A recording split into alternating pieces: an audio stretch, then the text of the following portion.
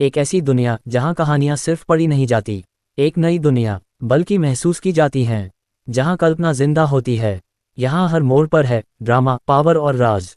आप देख रहे हैं एनके नॉवल नरेशन, जहां शब्द बनते हैं आपकी दुनिया। Bring words to life. अध्याय 581, परम गुरु की आध्यात्मिक शक्ति अपने चरम पर। यह आध्यात्मिक शक्ति अपने चरम पर पहुंचे एक महान गुरु की शक्ति से कहीं अधिक है। क्या बाई परिवार से ताल्लुक रखने वाली बाई लू उन 5 सुपर फैमिली में से एक हो सकती हैं? ये संभव है। बाई लू इसी मोहल्ले में रहती है। इसके अलावा वह हम में से ही एक है।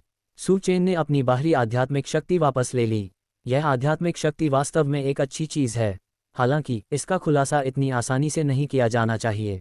अन्यथा यदि उसका सामना बाई लुओ जैसे गुरु से होता है तो अपनी आध्यात्मिक शक्ति का प्रयोग करना केवल उसे ही नुकसान पहुंचाएगा। आखिरकार आध्यात्मिक शक्ति शरीर की तुलना में अधिक नाजुक होती है।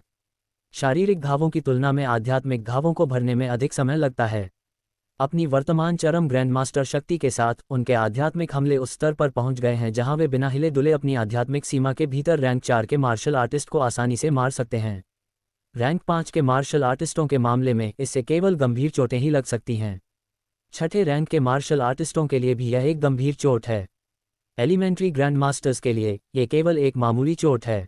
मध्यवर्ती ग्रैंड मास्टर्स के लिए आध्यात्मिक शक्ति केवल उन्हें दबा सकती है, क्योंकि ग्रैंड मास्टर के क्षेत्र में व्यक्ति खोपड़ी को मजबूत करना शुरू कर देता है और मजबूत खोपड़ी मस्तिष्क की नसों की रक्षा करेगी। ये सब समझने के बाद सू चेन ने अपनी आंखें खोली और पूरी तरह से तरोताजा महसूस किया। प्रशिक्षण कक्ष से निकलने के बाद वह ऊपर चला गया। उस समय लिन काइवू और बाकी सभी लोग बैठक कक्ष में थे और जब उन्होंने सू चेन को आते देखा तो वे सभी एक साथ उसकी ओर देखने लगे। लिन काइवू अत्यंत प्रसन्नता से सू चेन के पास पहुंची और बोली, चेन चेन, बधाई हो। क्या आप ग्रैंडमास्टर स्तर पर पहुंच गए हैं?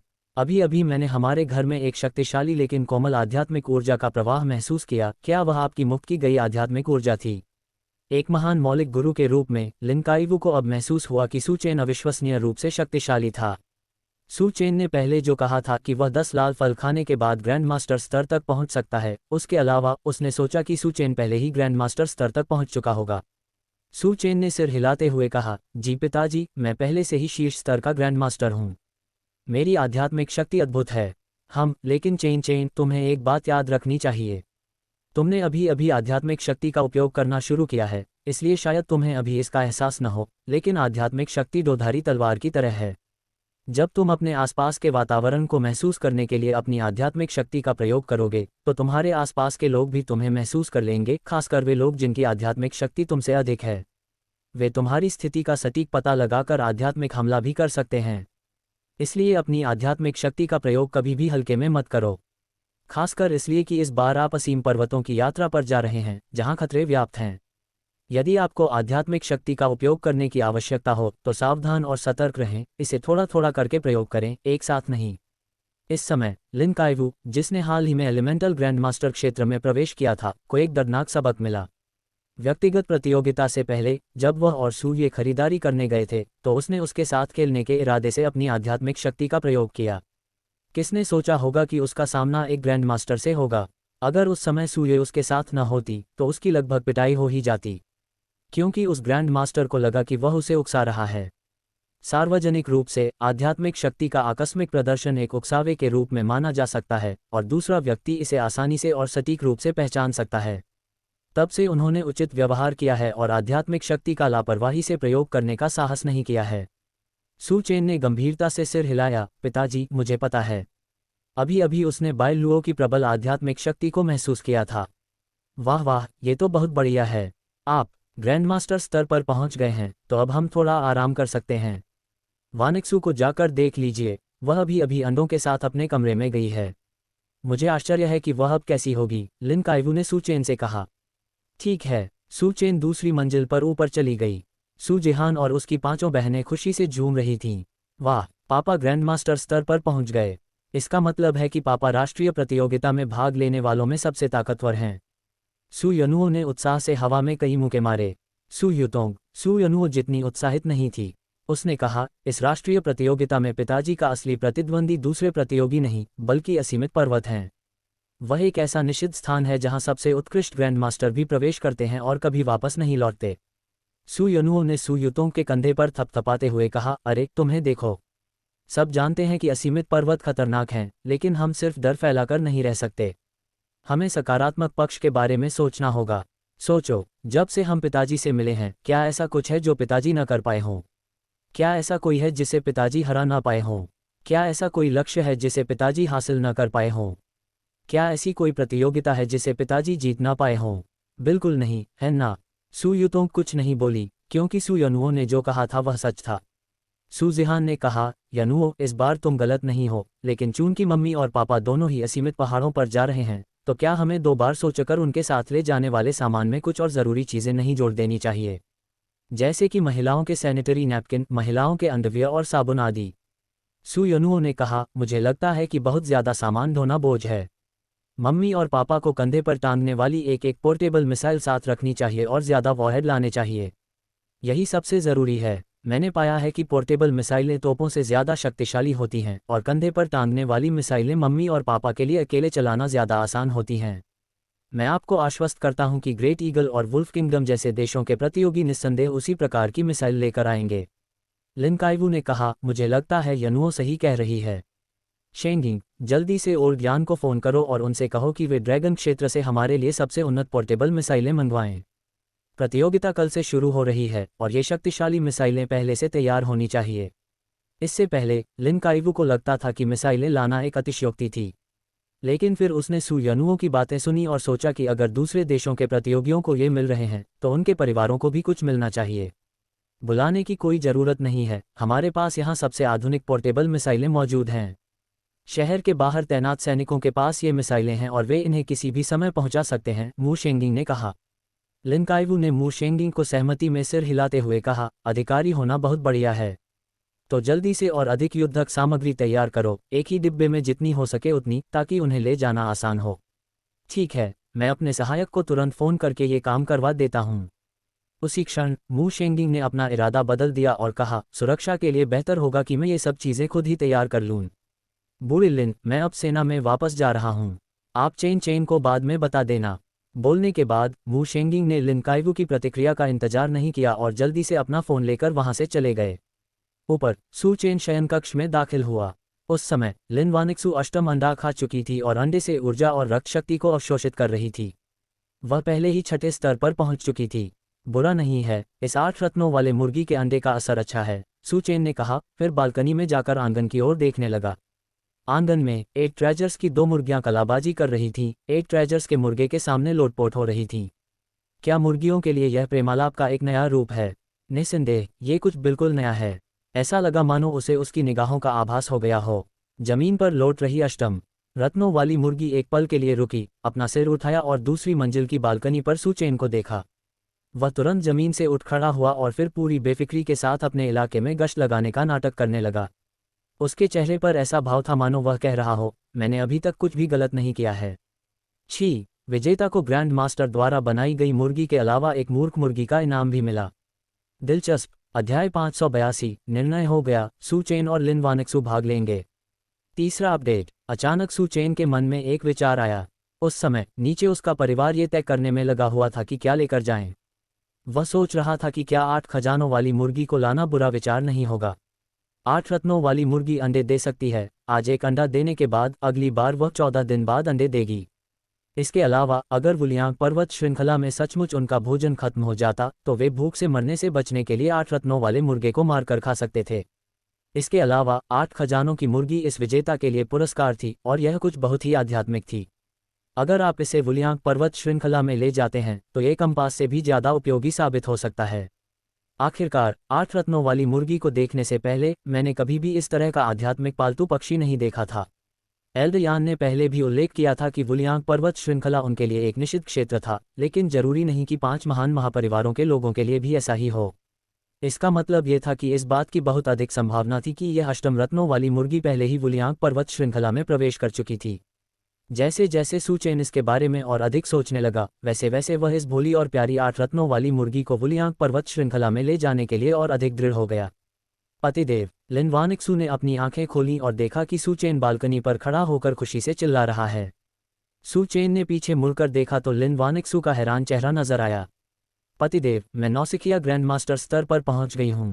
हे भगवान, यह एहसास कितना कितना रोमांचक है। अब मेरे पास आध्यात्मिक शक्ति है, लेकिन मैं अभी भी इसे बाहर प्रदर्शित करने की हिम्मत नहीं कर रही हूँ।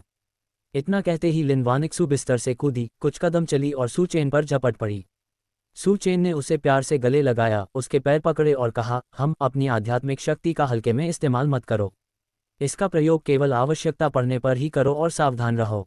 सू चेन ने लिन वानिक्सू के लिए ग्रैंड मास्टर स्तर की आध्यात्मिक शक्ति के बारे में विस्तार से बताया। मैं सुनूंगी, पतिदेव। लिन वानिक्सू ने आज्ञाकारी भाव से सिर हिलाया, फिर सू चेन की ओर देखकर पूछा, पतिदेव, मुझे महसूस हो रहा है कि आप अब बेहद शक्तिशाली हो गए हैं। आप किस स्तर पर पहुंच गए हैं? ग्रैंड मास्टर शीर्ष पर हैं। तुम सचमुच सर्वोच्च ग्रैंड मास्टर स्तर तक पहुंच गए। ये बहुत बढ़िया है, बहुत बढ़िया। पतिदेव, मैं इस बार आपके साथ लड़ना चाहती हूं और मैं आपको पीछे नहीं हटने दूंगी, लिन वानिक्सू ने मुट्ठी भींचते हुए कहा। वह पुलिस बल में एक मशहूर साहसी महिला थी और जंगल में लड़ाई करना उसकी खासियत थी। इसके अलावा उसके पास जंगल में जीवित रहने के कई कौशल थे। सू चेन के साथ प्रवेश करने से उसे अधिक सहज महसूस होगा। इस तरह उसे सू चेन के ठीक से न सोने या न खाने या चोटों का इलाज न जानने की चिंता नहीं करनी पड़ेगी। वह उन सभी रसद संबंधी कार्यों को संभाल सकती थी। ठीक है, मैं बूढ़े यान को फोन करके इसके बारे में बता दूंगा, सू चेन ने कहा। मवाटिल्डर, लिन वानिक्सू ने सू चेन के गाल पर जोर से चुंबन किया और फिर उससे अलग हो गई। सू चेन ने प्यार से उसके छोटे से चेहरे को चुटकी से दबाया, फिर अपना फ़ोन निकाला और बूढ़े यान को फ़ोन किया। उन्होंने बुजुर्ग यान को अपनी और लिन वानिक्सू की वर्तमान स्थिति के बारे में बताया। फ़ोन के दूसरी तरफ मौजूद यान जेंगजुन ये सुनकर बेहद खुश हुए। बहुत बढ़िया, कोई दिक्कत नहीं। हम अभी यह बैठक कर रहे हैं। चूंकि लिन इस राष्ट्रीय प्रतियोगिता में भाग लेने के लिए तैयार हैं और नौसिखिया ग्रैंड मास्टर स्तर तक पहुंच चुके हैं, इसलिए कोई आपत्ति नहीं है। छोटे सू, शिखर ग्रैंड मास्टर स्तर तक पहुंचने पर आपको बधाई। शिखर ग्रैंड मास्टर स्तर पर आपके और नौसिखिया ग्रैंड मास्टर स्तर पर वानिक्सू के साथ हम ड्रैगन की भूमि इस बार चैंपियन को अवश्य हरा देंगे। इसके अलावा इस बार ड्रैगन कंट्री के दर्शकों के लिए हम सभी दृढ़ रुख वाले ग्रैंड मास्टर्स को आमंत्रित करने की योजना बना रहे हैं, इसलिए यादृच्छिक ड्रॉ के दौरान ग्रैंड मास्टर के चयन की उच्च संभावना होगी। यदि क्षमता की आवश्यकता न होती जिसके अनुसार प्रत्येक देश में 1000 लोग होने चाहिए, वह समारोह के साक्षी बनने के लिए केवल सबसे दुर्जय ग्रैंड मास्टर्स को ही आमंत्रित करना पसंद करते। हालांकि ऐसा लगता है कि उच्च अधिकारियों ने इस मामले को ध्यान में रखा, इसलिए उन्होंने विशेष रूप से यह शर्त रखी कि प्रत्येक देश की क्षमता 1000 लोगों से कम नहीं होनी चाहिए। हालांकि हमें यह नहीं पता कि उच्च अधिकारियों ने प्रतिभागी के रूप में आम जनता के किसी सदस्य के यादृच्छिक चयन को क्यों लागू किया, लेकिन इससे उन देशों को फायदा होता है जहां कई ग्रैंड मास्टर हैं, विशेषकर महान ईगल की भूमि। धिक्कार है, वहां के 1000 लोग निश्चित रूप से ग्रैंड मास्टर बनेंगे, क्योंकि बाज के महान देश में इतने सारे महान गुरु हैं। जहां तक ड्रैगन कंट्री की बात है, फिलहाल हमारे पास बहुत ज़्यादा सच्चे ग्रैंड मास्टर नहीं हैं, बस 100 से थोड़े ज़्यादा ही हैं। जहां तक उन ग्रैंड मास्टर्स की बात है जिनकी स्थिति दृढ़ नहीं है या जिनकी निष्ठा संदिग्ध है, भले ही वे अविश्वसनीय रूप से शक्तिशाली समिट ग्रैंड मास्टर्स हों, मैं उन्हें दर्शकों के बीच बैठने की अनुमति नहीं दूंगा, क्योंकि इस राष्ट्रीय प्रतियोगिता का संबंध राष्ट्र के भविष्य से है। प्रतिभागी पूरे देश का प्रतिनिधित्व करते हैं और बेहद महत्वपूर्ण हैं। मूल रूप से इस बैठक में सू मिंग या जिन चेंगजिन में से किसे चुना जाए, इस पर बहस हो रही थी, लेकिन अब चिंता की कोई बात नहीं है।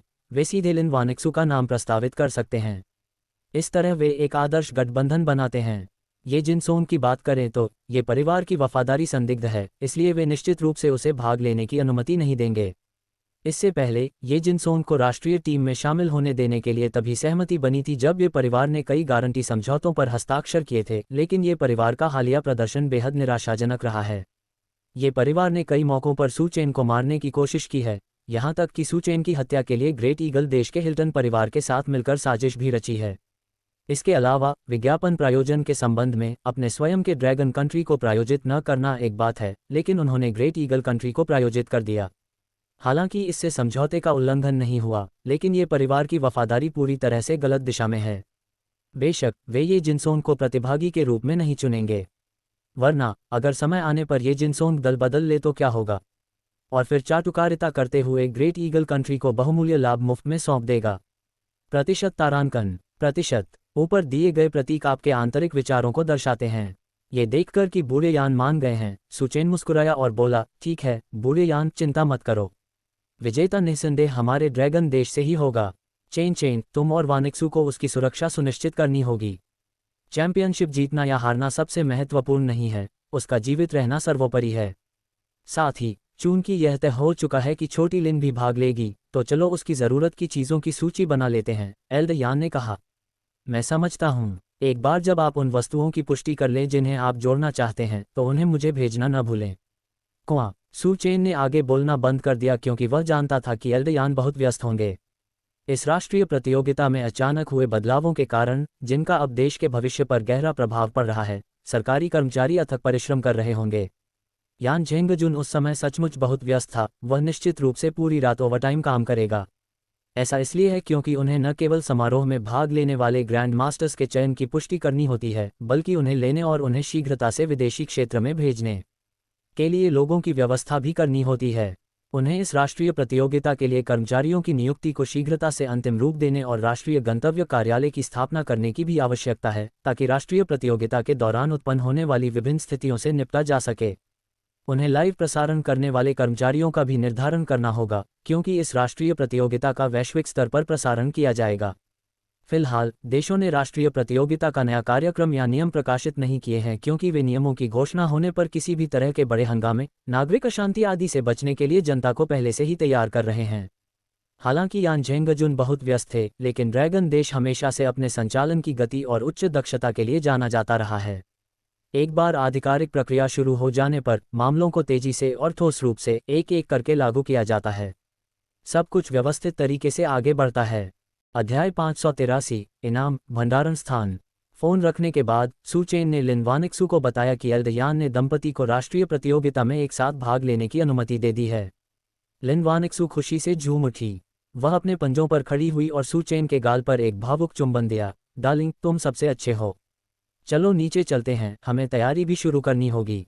हमें आवश्यक वस्तुओं को जल्द से जल्द तैयार रखना होगा और फिर उन्हें छांटना होगा ताकि बाद में उन्हें ढूंढने में ज़्यादा समय बर्बाद न हो। सू चेन ने सिर हिलाया और लिन वानिक्सू को नीचे ले गया। लिन वानिक्सू में ग्रैंड मास्टर की आभा देखकर सू यनुओं को पता चल गया कि उसकी माँ एक नौसिखिया ग्रैंड मास्टर बनने में सफल हो गई है। वह खुशी से झूम उठी। माँ, बधाई हो। ये कहकर वह तुरंत 8 रत्नों की मुर्गी के पास दौड़ पड़ी, जिसके चेहरे पर मातृत्व भरी मुस्कान थी। 8 जल्दी करो और एक और अंडा दो, मैं भी ग्रैंड मास्टर बनना चाहती हूँ। उसे लगा कि इस साल वह 8 रत्नों वाला अंडा खाकर ग्रैंड मास्टर नोविस बनने में कामयाब हो सकती है। सू यनुओ इतनी उत्साहित थी कि उसने आंगन में मुक्केबाजी का अभ्यास किया और आसमान की ओर चिल्लाकर कहा, अब से कृपया मुझे ग्रैंड मास्टर सू कहकर पुकारें। बैठक कक्ष में सभी ने सू यनुओ की आवाज़ सुनी और भविष्य के लिए आशा से भर गए। हालांकि जब सबको पता चला कि यह राष्ट्रीय प्रतियोगिता वुलियांग पर्वत श्रृंखला में आयोजित होगी, तो सब लोग फिर से गंभीर हो गए। ये जानकर कि एल्डयान ने फैसला किया है कि सू चेन और लिन वानिक्सू राष्ट्रीय प्रतियोगिता में एक साथ भाग लेंगे, वे सभी तुरंत अपनी तैयार की गई आवश्यक वस्तुओं की सूची पर ध्यान केंद्रित करने लगे। इस समय तक आवश्यक वस्तुओं की सूची इतनी लंबी हो गई थी कि वह पूरे लिविंग रूम के चारों ओर फैल गई थी। शाओ युक्सियू ने कहा, हम निश्चित रूप से इतनी सारी चीजें नहीं ला सकते। पहले हम जोड़ करते थे, अब हमें घटाना शुरू करना होगा। उन चीजों को काट दें जिनके बिना हम काम चला सकते हैं। चेन मिटाना शुरू करो। चूंकि यह व्यवस्था सू चेन और लिन वानिक्सू के लिए की गई थी, इसलिए सू चेन किसी और से बेहतर समझता था कि कौन सी चीजें वैकल्पिक थीं। डिंग, निर्णय लेने के लिए मेजबान को बधाई। पहला विकल्प, शियाओ युक्सियू द्वारा दी गई कलम लें और कुछ चीजें मिटाना शुरू करें। इनाम, मेजबान के लिए एक मुर्गी रखने की जगह। दूसरा विकल्प, शियाओ युक्सियू से कहें, मैं कुछ भी डिलीट नहीं करूंगा, सब कुछ ले आओ। इनाम, मेजबान के लिए एक विशेष 2 तारांकन 2 स्टोरेज स्पेस कुल 8 घन मीटर के साथ। पहला विकल्प, मुर्गी पालन के लिए भंडारण स्थान का इनाम। मैंने इसके बारे में पहली बार सुना था। सिस्टम, पोल्ट्री भंडारण स्थान के बारे में बताएं। समझ गया, मेजबान। मुर्गी पालन के स्थान में अधिकतम 2 जीवित पक्षी रखे जा सकते हैं। एक बार अंदर जाने के बाद पक्षी जीवित रह सकते हैं, लेकिन मेजबान को उन्हें समय समय पर भोजन देना होगा, अन्यथा वे मर जाएंगे। मुर्गी पालने के अलावा क्या मैं अन्य चीजें भी स्टोर कर सकता हूँ? उदाहरण के लिए, विकल्प 2 के इनाम के रूप में, क्या मैं कई अन्य वस्तुएं स्टोर कर सकता हूँ, बशर्ते कि यह भंडारण क्षमता से अधिक न हो। आप इसके अंदर 2 मृत मुर्गे रख सकते हैं, लेकिन इसके अलावा कोई अन्य वस्तु नहीं रखी जा सकती। तो मैं उन्हें खाना कैसे खिलाऊं? यहाँ एक विशेष भोजन मार्ग है। जब भी मेजबान भोजन निर्दिष्ट करता है और फिर चुपचाप खिलाओ का आदेश देता है, तो भोजन उस स्थान के भोजन मार्ग से होकर अंदर मौजूद पक्षियों तक पहुंच जाता है। सिस्टम की व्याख्या सुनने के बाद सू चेन को यह बात समझ में आ गई। दूसरे शब्दों में, पहले विकल्प के लिए इनाम के तौर पर 2 मुर्गियां दी जा सकती हैं, चाहे वे जीवित हों या मृत। सू चेन के लिए यह इनाम बिल्कुल भी बुरा नहीं था, जिसके पास 2 8 रत्न वाली मुर्गियां थीं। आखिरकार ये दोनों मुर्गियां ग्रैंड मास्टर नस्ल की थीं। उन्हें हमेशा आंगन में खुलेआम घूमने देने की वजह से वह चिंतित रहता था, क्योंकि उसे डर था कि कोई उनकी कीमत जानने वाला उन्हें देख लेगा और चुरा ले जाएगा, जिसे रोकना नामुमकिन था। यदि वह 8 खजानों में से 2 मुर्गियों को पक्षी भंडारण स्थान में रखता और उन्हें नियमित रूप से खिलाता, तो उसे उनके चोरी होने की बिल्कुल भी चिंता नहीं करनी पड़ती। यह पुरस्कार वाकई बहुत अच्छा था। दूसरे विकल्प में 8 घन मीटर की विशेष भंडारण जगह को पुरस्कृत किया गया था, जो पहले दिखाई दी थी। उसने आवश्यक वस्तुओं की सूची की जल्दी से समीक्षा की। विशेष भंडारण स्थान होने के कारण वह सूची में मौजूद सभी चीजें अपने साथ ले जा सकती थी। इसमें 2 एकल पोर्टेबल मिसाइलें शामिल हैं। हालांकि यह अज्ञात था कि क्या वुलियांग पर्वत श्रृंखला में ऐसे थर्मल हथियारों का इस्तेमाल किया जा सकता है, क्योंकि उस क्षेत्र के ऊपर उड़ने वाले ड्रोन तीव्र विद्युत चुंबकीय हस्तक्षेप के शिकार होंगे, जिससे वे दुर्घटनाग्रस्त हो जाएंगे। इस बात की पूरी संभावना थी कि वुलियांग पर्वत श्रृंखला में कोई ऐसा पदार्थ मौजूद था जो थर्मल हथियारों को नष्ट करने में सक्षम था। लिन वानिक्सू भी उस समय आवश्यक वस्तुओं की सूची देख रही थी। जान जोड़ना तो आसान है, लेकिन घटाना बहुत मुश्किल है, क्योंकि मैं हर एक चीज लाना चाहता था। अपनी पत्नी की यह बात सुनकर सू चेन ने बिना झिझक के फैसला कर लिया। उन सामानों को बैग में ले जाना बेहद असुविधाजनक होता, और इसके अलावा उसे ये भी नहीं पता था कि प्रतियोगिता में ले जाने वाले सामानों की संख्या पर कोई सीमा है या नहीं।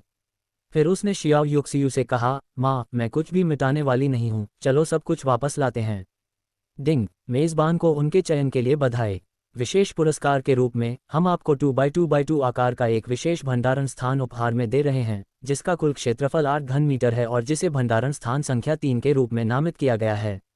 जब होस्ट कुछ स्टोर करना चाहता है तो वह बस स्टोरेज स्पेस #3 में रखें का साइलेंट कमांड देता है और वह आइटम को अंदर रख सकता है।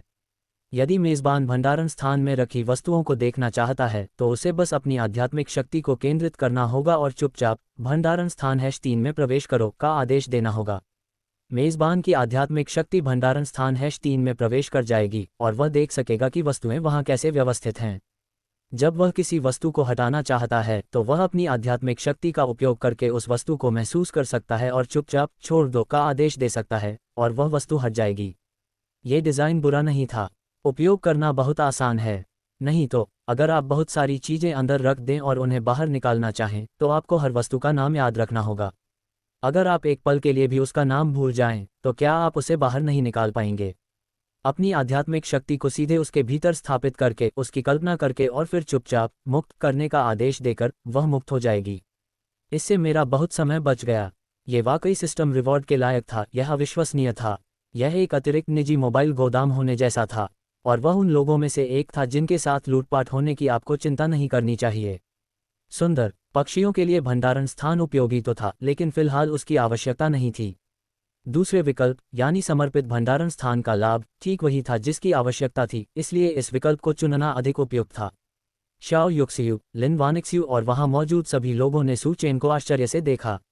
लिन वानिक्सू ने कहा, प्रिय, क्या हम सचमुच ये सब सामान लेकर चलेंगे? मुझे नहीं लगता कि हम संभाल पाएंगे। एक बैग में तो ये सब सामान आ ही नहीं सकता, और अगर बैग बहुत बड़ा हुआ तो हमें चलने फिरने में भी दिक्कत होगी। वुलियांग पर्वत श्रृंखला में कई खतरे हैं और हम लगातार लड़ाई में उलझ सकते हैं। युद्ध के दौरान भारी बोझ उठाना एक चुनौती होगी। हालांकि मैं सब कुछ लाना चाहता था, लेकिन मुझे पता था कि वे ऐसा नहीं कर सकते। उन्हें निश्चित रूप से कुछ चीज़ों की जगह दूसरी चीज़ें लानी होंगी। सू चेन ने लिन वानिक्सू और शियाओ युक्सियू के कंधों पर थपथपाते हुए कहा, वानिक्सू, माँ, चिंता मत करो। मेरे पास एक खजाना पेटी है जिसमें ये सब चीज़ें आ सकती हैं, और सबसे अच्छी बात यह है कि हमें इसे बैग में ले जाने की ज़रूरत नहीं है। बाहर से उत्साह से लौटी सू यनुओं ने सू चेन की बातें सुनकर तुरंत बैठक का दरवाजा बंद कर दिया और उत्साह से सू चेन की ओर दौड़ते हुए पूछा, पिताजी, क्या ये वही जगह है जहां आप अपना दिव्य भाला रखते हैं? सू चेन ने इससे पहले भी कई बार आकाशीय भाले को प्रकट किया था, इसलिए सभी जानते थे कि सू चेन के पास निश्चित रूप से एक विशेष प्रकार का अंतरिक्ष संबंधी खजाना होगा। अध्याय 584, सब ठीक हो जाएगा। शुभकामनाएं, शुभकामनाएं, शुभकामनाएं। अध्याय 584, दुर्भाग्य को आशीर्वाद में बदलना। सब कुछ अनुकूल होगा। शुभ शुभ शुभ। लिन काइवू और अन्य लोगों ने ऐसे खजानों के बारे में सुना था, लेकिन कहा जाता था कि वे बेहद कीमती थे। इसके अलावा इसमें संग्रहित की जा सकने वाली वस्तुओं की संख्या सीमित थी। आमतौर पर इसके अंदर केवल छोटी वस्तुएं ही संग्रहित की जा सकती थीं। उन्होंने कभी इन्हें प्रत्यक्ष रूप से नहीं देखा था, उन्होंने केवल इनके बारे में सुना था। सू चेन और सू यनुओं की बातें सुनकर सभी की निगाहें सू चेन की ओर मुड़ गईं। इसे छिपाने की कोई जरूरत नहीं थी, क्योंकि जब सू चेन ने हिल्टन परिवार की लॉरेन हिल्टन के खिलाफ लड़ाई लड़ी तो लॉरेन ने हिल्टन परिवार की पुश्तैनी धरोहर, ग्रैंड मास्टर श्रेणी का खजाना, स्वर्गीय भेड़िया तलवार को अचानक प्रकट कर दिया था। इससे ये संकेत मिलता है कि वास्तव में अंतरिक्ष वस्तुएं इस दुनिया में मौजूद हैं। बाद में उन्होंने इसकी पुष्टि की और वास्तव में ऐसी वस्तुएं मौजूद थीं, लेकिन वे बेहद दुर्लभ थीं और उन्हें एक सहारे की आवश्यकता होती थी, जैसे कि ज़ेड का पेंडेंट, जहां विशेष मार्शल आर्ट का उपयोग करके थोड़ी मात्रा में वस्तुओं के लिए एक छोटा सा स्थान खोला जा सकता था।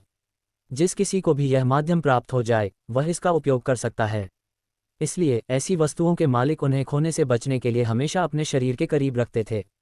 उनकी प्रणाली अलग थी, इसके खो जाने की चिंता करने की कोई आवश्यकता नहीं थी, क्योंकि इसे सीधे सिस्टम स्पेस में संग्रहित किया जाता था।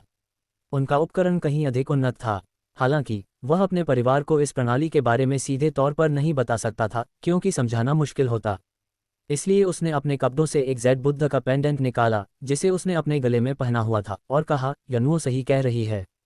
इस ज़ेड बुद्ध पेंडेंट में काफ़ी जगह है। इसमें न केवल मेरा भला रखा जा सकता है, बल्कि इस सूची में लिखी हुई चीज़ें भी रखी जा सकती हैं। यह ज़ेड से बना बुद्ध का पेंडेंट हेतियान ज़ेड का एक टुकड़ा था जिसे उन्होंने अतीत में सीमावर्ती क्षेत्र की यात्रा के दौरान स्थानीय रूप से खरीदा था। इसे गले में लटकाने के बाद उसे इसे अक्सर पहनने की आदत हो गई। हालांकि इसने एक माध्यम के रूप में बिल्कुल सही काम किया। सू चेन की ज़ेड बुद्ध प्रतिमा को सब लोग बड़ी उत्सुकता से देख रहे थे। सू चेन ने बस ज़ेड बुद्ध का पेंडेंट उतारकर सबको दिखाया। उन्होंने उसे सावधानी से पकड़ रखा था, उस पर नज़र रख रहे थे, उसे मारने से डर रहे थे। जब कू कियाओहुई की बारी आई तो उन्होंने बड़े ध्यान से ज़ेड बुद्ध की मूर्ति को छुआ और कहा, हे भगवान, ये तो एक अद्भुत खजाना है। छूने में कितना चिकना है, सचमुच असाधारण। इसकी चमक मेरे घर में मौजूद हेतियान ज़ेड से कहीं बेहतर है। पहली नज़र में ही पता चलता है कि यह एक असाधारण कृति है। सू चेन अपनी हंसी मुश्किल से रोक पा रही थी। सौभाग्य से वह खुद को संयमित रखने में कामयाब रहा। वह शायद समझ गया होगा कि व्यापारी दुकानों की सजावट और उत्पाद पैकेजिंग को इतना महत्व क्यों देते हैं, क्योंकि एक बार कोई चीज़ भूरी हो जाने पर वह तुरंत महंगी और अच्छी गुणवत्ता वाली दिखने लगती थी। वास्तव में यह एक साधारण हेतियान शैली की ज़ेड प्रतिमा थी। यह शायद उतना अच्छा भी नहीं था जितना कि कू कियाओहुई के घर में रखा हुआ हेतियान ज़ेड, लेकिन चूंकि सू चेन ने उसे अंतरिक्ष की अवधारणा दी थी, इसलिए सबकी नज़रों में उसकी प्रतिष्ठा पल भर में आसमान छू गई। ज़ेड से बनी बुद्ध प्रतिमा की प्रशंसा करने के बाद सभी ने उसे सू चेन को लौटा दिया और उससे आग्रह किया कि वह उसे तुरंत वापस पहन ले और उसे घर के बाहर इस मामले का जिक्र न करने के लिए कहा। कहीं कोई ज़ेड से बनी बुद्ध प्रतिमा न चुरा ले। ठीक है, चिंता मत करो, वे उसकी जगह नहीं छीन सकते। लिन काइवू ने उत्साह से अपने हाथ आपस में रगड़े और फिर कहा, चून की चेनचेन के पास एक सर्वोच्च खजाना है, तो चलिए कार्यों को बांटकर तैयारी शुरू करते हैं। आवश्यक वस्तुओं की इस सूची में शामिल वस्तुओं को स्पष्ट रूप से वर्गीकृत किया गया था, जिससे कार्यों का आवंटन आसान हो गया। सू चेन ने शियाओ युक्सियू और अन्य लोगों से अपना निजी सामान हटाने को कहा और बाकी के लिए उन्होंने एल्डयान को किसी को उनकी देखभाल के लिए नियुक्त करने का निर्देश दिया। यदि सरकार इन वस्तुओं की खरीद का जिम्मा संभाले तो ये प्रक्रिया स्वयं सरकार द्वारा किए जाने की तुलना में कहीं अधिक तेज होगी। सू चेन के सुझाव से सभी सर्वसम्मति से सहमत थे। लिन काइवू ने सू चेन को यह भी बताया कि मू शेंगिंग ने व्यक्तिगत रूप से पोर्टेबल मिसाइलों को सैन्य अड्डे पर पहुंचाने की व्यवस्था की थी, इसलिए इस मामले को खारिज किया जा सकता है। आपकी मेहनत के लिए धन्यवाद पिताजी मू। अच्छा, सू चेन ने पोर्टेबल मिसाइलों पर निशान लगा दिया। मू शेंगिंग द्वारा व्यक्तिगत रूप से इन चीज़ों की तैयारी करने से उन्हें अधिक राहत मिली। बुनियादी आपूर्ति का मुद्दा हल हो गया। महिलाएं सावधानीपूर्वक और फुर्तीली थीं और उन्होंने जल्द ही आवश्यक सामान को 2 भागों में बांट दिया। एक भाग सू चेन और लिन वानिक्सू के व्यक्तिगत सामान के लिए था, जैसे disposable underwear, sanitary napkin, wet wipes, bra आदि। ये सभी चीज़ें सुपरमार्केट से खरीदी जा सकती हैं और इसमें ज़्यादा समय भी नहीं लगेगा। फिर सू चेन ने बाकी सारा सामान बूढ़े यान को सौंप दिया और महिलाएं भी बहुत विचारशील थीं। उन्होंने सू चेन और लिन वानिक्सू के लिए जूते और मोजे जैसी चीज़ों पर आवश्यक आकार अंकित कर दिए। बूढ़े यान ने तुरंत जवाब दिया, ठीक है, आज रात सब कुछ सुलझ जाएगा। एल्डयान, जब सब कुछ तैयार हो जाए तो कृपया मुझे सबसे पहले सभी आवश्यक सामान भेज दें। ठीक है, कोई बात नहीं। हालांकि बूढ़े यान को लगा कि इतनी सारी चीज़ों के साथ वे शायद उन सभी को असीमित पहाड़ों तक नहीं ले जा पाएंगे, लेकिन चूंकि सू चेन ने ऐसा कहा था, इसलिए वह निश्चित रूप से उन सभी चीज़ों का इंतजाम कर देगा। और उन्होंने ये सुनिश्चित करने के लिए भी निर्देश दिए कि सब कुछ उच्चतम गुणवत्ता का हो। क्योंकि सू चेन और लिन वानिक्सू का रिश्ता पूरे ड्रैगन साम्राज्य के भाग्य से जुड़ा था, इसलिए उन्हें उच्चतम गुणवत्ता वाली वस्तुओं से लैस होना आवश्यक था। सहायक ने जरा सी भी लापरवाही करने की हिम्मत नहीं की और तुरंत इस मामले के निपटारे की व्यक्तिगत रूप से निगरानी करने के लिए चला गया। सू चेन ने बूढ़े यान को संदेश भेजने के बाद लिन वानिक्सू, मू जिकिंग और सूजेहान की 5 बहनों के साथ साथ दाबाओ और शियाओबाओ को खरीदारी करने के लिए पास के एक सुपरमार्केट में ले गया। शुरू में लू बियुन उनके साथ ये देखने जाना चाहता था कि क्या सुपरमार्केट में कुछ ऐसा है जिसे वे ले जा सके ताकि वह उसे खरीद सके और सू चेन बाद में उसे ले जा सके। हालांकि लिन काइवू ने उसे रोक दिया। सू चेन और बाकी लोगों के चले जाने के बाद लू बियुन ने लिन काइवू को घूरते हुए कहा, तुमने मुझे वापस क्यों बुलाया? लिन काइवू ने उसे घूरते हुए कहा, क्या तुम थोड़ी और सावधान नहीं रह सकती? चेन चैन और वानिक्सू कल असीमित पर्वतों पर जा रहे हैं और वहां खतरा हो सकता है। अपने छोटे परिवार को थोड़ी निजता तो रहने दो। तुम इस मजे में क्यों शामिल हो रही हो? लिन काइवू की बातों के बाद लू बियुन ने बहस करना बंद कर दिया और उसे लगा कि लिन काइवू सही कह रहा है। हालांकि उसने उसे सुधारते हुए कहा, भले ही यह खतरनाक हो, भले ही असीम पर्वत एक निषिद्ध क्षेत्र और बेहद खतरनाक जगह हो, मुझे विश्वास है कि चेन चैन दुर्भाग्य को आशीर्वाद में बदल देगा। सब कुछ शुभ होगा। शुभ शुभ शुभ। लिन काइवू को उसके व्यवहार पर हंसी आ गई। हाँ, शुभ शुभ शुभ। उन्होंने ये भी आशा व्यक्त की कि इस राष्ट्रीय प्रतियोगिता में सू चेन और लिन वानिक्सू विपरीत परिस्थितियों को सौभाग्य में बदल देंगे और सब कुछ अच्छा होगा। एक उनका दामाद था, दूसरी उनकी बेटी, दोनों ही उन्हें समान रूप से प्रिय थे। सू चेन का परिवार सुपरमार्केट पहुंचा। हालांकि व्यक्तिगत प्रतियोगिता आज समाप्त हो गई, लेकिन कहीं अधिक रोमांचक राष्ट्रीय प्रतियोगिता कल से शुरू होने वाली थी। हालांकि जनता को अभी तक ये खबर नहीं मिली थी कि राष्ट्रीय प्रतियोगिता का स्थान बदल दिया गया है और अब ये ट्रांसटी शहर में आयोजित नहीं की जाएगी। इसलिए ट्रांसटी सिटी अभी भी बेहद व्यस्त थी और सुपरमार्केट भी बहुत चहल पहल और भीड़भाड़ वाला था। क्योंकि सू चेन ने मास्क पहन रखा था, इसलिए किसी ने भी उसे इस व्यक्तिगत प्रतियोगिता के विजेता के रूप में नहीं पहचाना। हालांकि कुछ लोगों ने गौर किया कि सू चेन का रंग रूप, माथा और आंखें कुछ हद तक सू चेन से मिलती जुलती थीं, लेकिन उन्होंने इसे ज़्यादा महत्व नहीं दिया क्योंकि उनका मानना था कि किसी सुपरमार्केट में किराने का सामान खरीदते समय व्यक्तिगत प्रतियोगिता के विश्व चैंपियन से संयोगवश मिलना असंभव था। वे कितने भाग्यशाली होंगे, वे चाहें तो लॉटरी का टिकट भी खरीद सकते हैं। अचानक सू यनुओ लिन वानिक्सू के पास दौड़ी, उसके हाथ में ड्यूरेक्स का एक डिब्बा थमा दिया और फिर हंसते हुए बोली, माँ, आपको ये भी साथ ले जाना चाहिए। भले ही इस बार राष्ट्रीय प्रतियोगिता बहुत कठिन होगी, लेकिन रात होने पर आपको आराम करने की भी ज़रूरत होगी। अध्याय 585। सू यनुओ का माता पिता के फील्ड ऑपरेशन के लिए उपहार। तीसरा अपडेट। लिन वानिक्सू एक पल के लिए अचंभित रह गई, फिर उसने जल्दी से ड्यूरेक्स का डिब्बा छुपाया और शरारती अंदाज में सू यनुओ के सिर पर थपथपाया। सू यनुओ, तुम क्या सोच रही हो? ऐसा दोबारा मत करना। क्या तुम मुझे सुन रहे हो? और आराम की बात करें तो प्रकृति में सबसे खतरनाक समय रात का होता है। सिर पर हाथ रखकर सू यनुओ ने शरारती मुस्कान के साथ कहा, मैं समझ गई, मैं समझ गई। लेकिन क्या मैं आपको हर चीज़ के लिए तैयार करने में मदद नहीं कर रही हूँ? आखिर पापा तो महान हैं। वह जगह दूसरों के लिए बहुत खतरनाक हो सकती है, लेकिन आपके उनके साथ जाने से ये हनीमून में बदल सकता है, कौन जाने। आपकी कल्पना शक्ति वाकई अद्भुत है। कल्पना करने में कोई बुराई नहीं है। माँ, इन्हें लाना याद रखना, फेंकना मत। अगर पर्याप्त नहीं हुआ तो मैं दूसरा डिब्बा ले आऊँगा। यहाँ से चले जाओ। सू यनुओ भाग गया। लिन वानिक्सू पूरी तरह से असहाय महसूस कर रही थी। उसने अपने हाथ में पकड़े सैनिटरी नैपकिन पर एक नज़र डाली और फिर उसे वापस करने के इरादे से उस जगह की ओर चल पड़ी जहां वह रखा था। हम किस तरह की दुनिया में रहते हैं, ये सोचकर ही दुख होता है कि उसकी बेटी ऐसा सोच सकती है। लिन वानिक्सू ने अपना हाथ उठाया और डिब्बे को शेल्फ पर रख दिया। जैसे ही वह अपना हाथ पीछे खींचने वाला था, अचानक उसके मन में एक विचार आया। ऐसा लगता है कि दूसरी लड़की ने जो कहा वह पूरी तरह से निराधार नहीं है। उदाहरण के लिए, पिछली व्यक्तिगत प्रतियोगिता में अन्य प्रतियोगी या तो जबरदस्त लड़ाइयां लड़ रहे थे या घर पर लगन से प्रशिक्षण ले रहे थे, जबकि केवल उनके पति सू चेन एक गृहिणी के रूप में शांत जीवन व्यतीत कर रहे थे। एक बार प्रतियोगिता शुरू हो जाने के बाद वह या तो लड़ाइयों को जल्दी खत्म कर देता था या फिर उसे उनसे छूट मिल जाती थी। उसका भाग्य बेहद ही शानदार था। जहां अन्य प्रतियोगी जीवन मरण की लड़ाई लड़ने के लिए वहां मौजूद थे, वहीं उनके पति सू चेन वहां सिर्फ मौज मस्ती करने के लिए आए थे और अंत में उन्होंने आसानी से चैंपियनशिप का खिताब जीत लिया।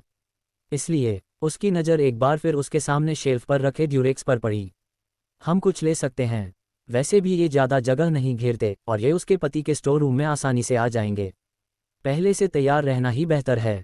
इसके अलावा लोगों की कुछ ज़रूरतें होती हैं जिन्हें पूरा किया जाना चाहिए। अगर वे वुलियांग पर्वत श्रृंखला में 10 दिन या आधा महीना बिता ले तो क्या होगा? उसका पति जवान और ऊर्जा से भरपूर है, भला वह खुद को कैसे रोक सकती है? एक डिब्बा ले लो। खैर, चूंकि मैंने एक ले ही लिया है तो क्यों न 2 ले लूं। खैर, 3 बक्से हों तो बेहतर होगा। जब वे आखिरकार सुपरमार्केट के चेकआउट काउंटर पर पहुंचे तो सू चेन ने शॉपिंग कार्ट के नीचे से निकाले गए ड्यूरेक्स के 5 डिब्बे देखे और लिन वानिक्सू की ओर देखा। लिन वानिक्सू का चेहरा लाल हो गया और उसने पलकें झपकाईं, मानो वह दूसरी तरफ देख रही हो और मामले से अनभिज्ञ होने का नाटक कर रही हो। सू यनुओ ने खिलखिलाते हुए कहा, पापा, मैंने ये आपके और मम्मी के लिए हैं। लिन वानिक्सू ने पीछे से सू यनुओ को अंगूठा ऊपर करके इशारा किया, फिर अपना फ़ोन निकाला और कहा, सू चेन, अपना सामान पैक कर लो, मैं भुगतान कर दूंगी।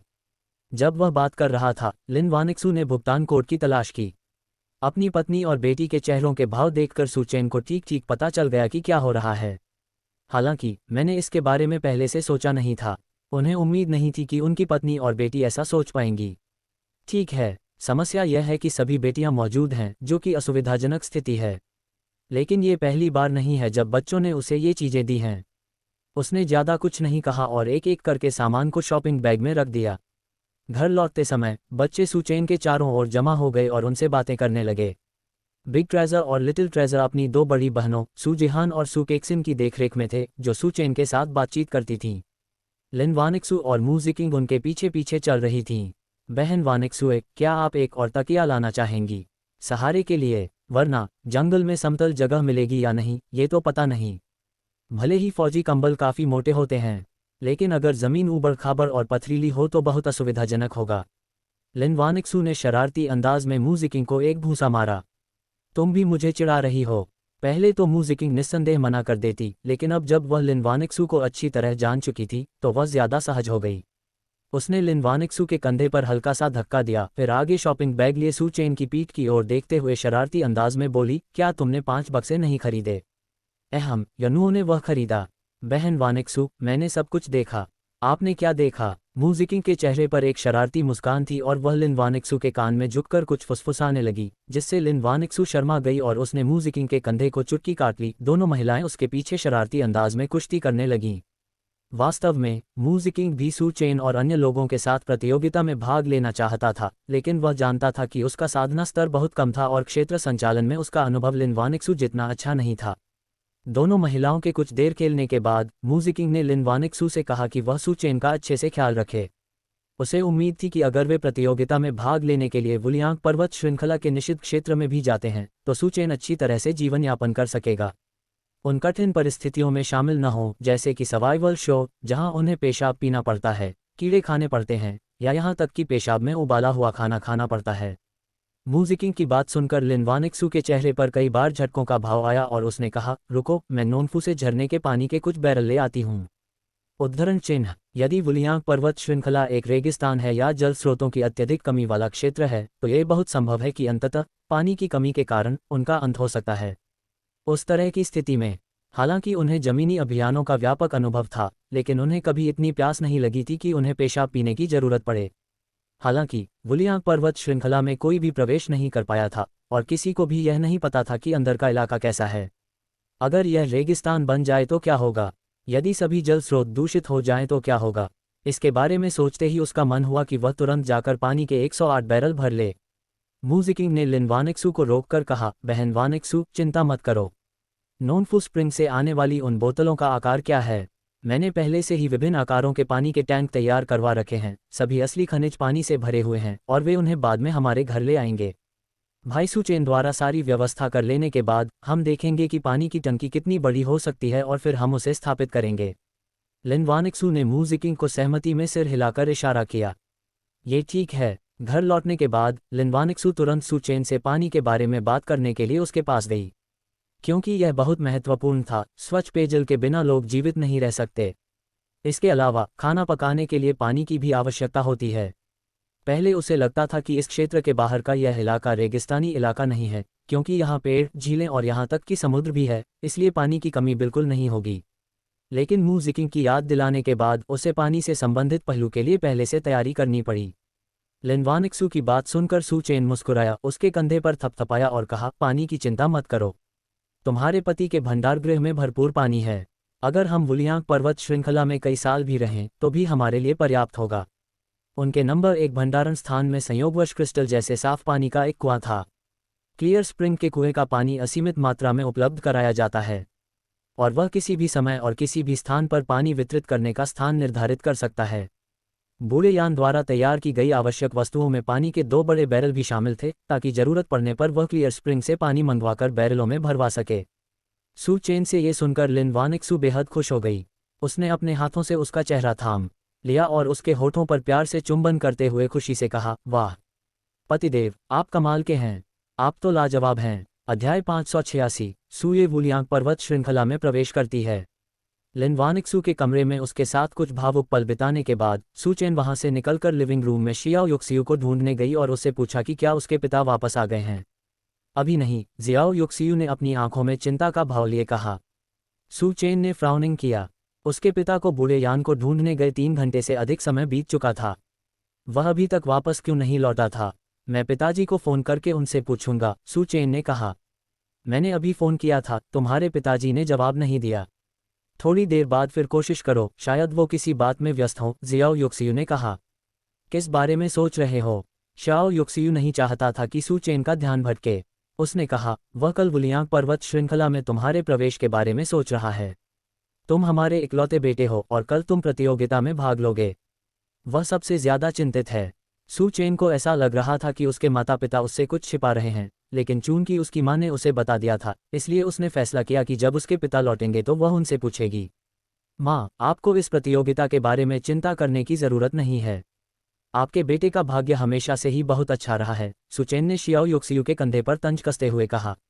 वह अपने माता पिता की भावनाओं को समझ सकता था, क्योंकि अब वह भी पिता बन चुका था।